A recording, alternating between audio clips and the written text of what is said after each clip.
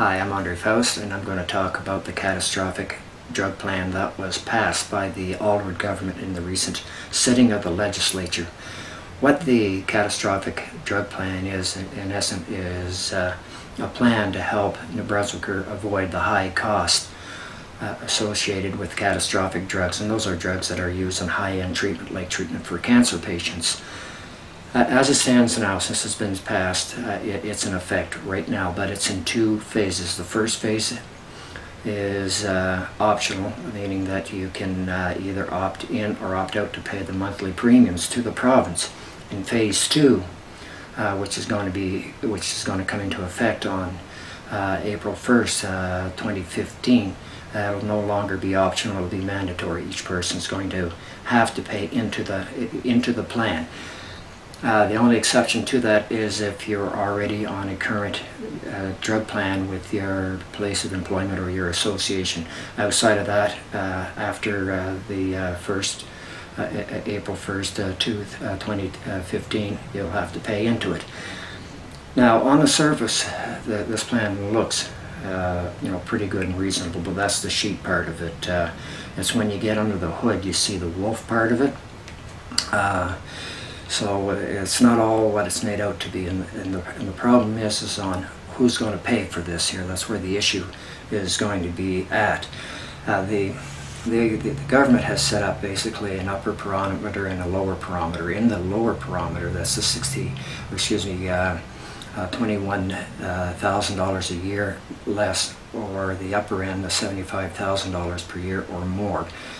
And then there's a few wage brackets in between that, but I'm just going to refer to the two of them. You can figure out the scale from that.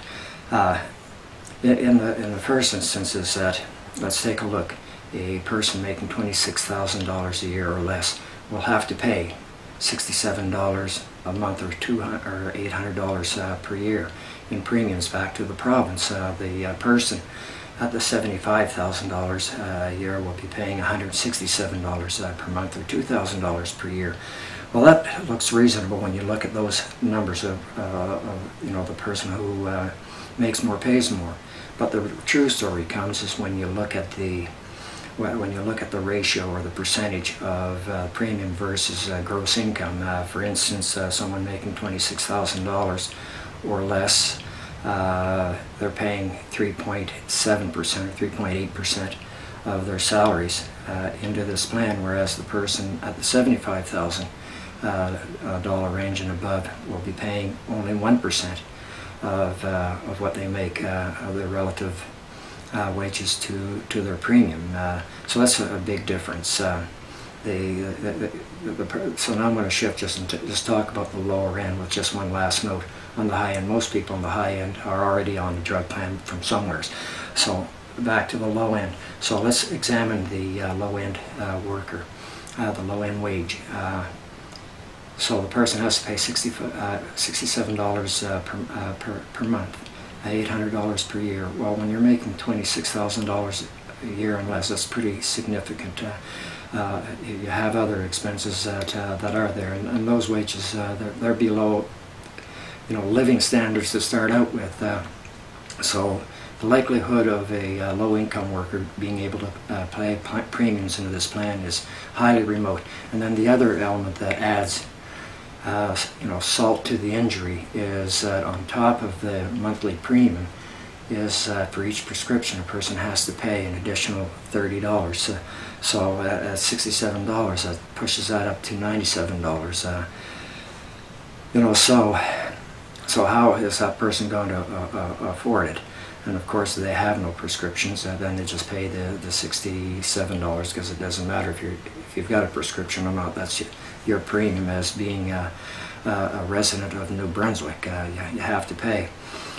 Now, Alderwood did say that there is subsidies available, but it doesn't really tell you what those subsidies. Does that mean that you have to go through the Department of Social Services to get a subsidy? Well, if it works anything like the income assistance, if a person has to go that route, then they have to reveal all their banking information. They have to allow the the province access to their bank account, so the province can know at any given time where, how much money they have in their account. And the other evil is if it's anything like income assistance, if you have anyone living in your household over 14 days, then you have to declare them, because then the province sees them as an economical unit.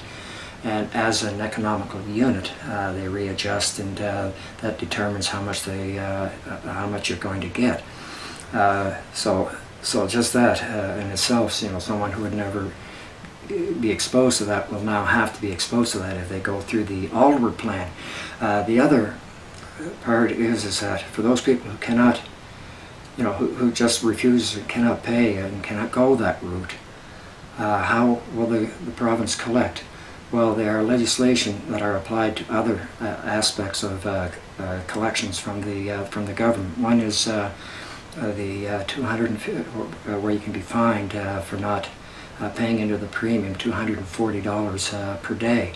That's pretty steep. That's ridiculous. Even somebody at 75,000 couldn't cover that kind of fine. The other thing that they can also do is seize your assets, seize your car, seize your house, and to the worst extreme, if you're a really stubborn one, they can actually throw you in jail.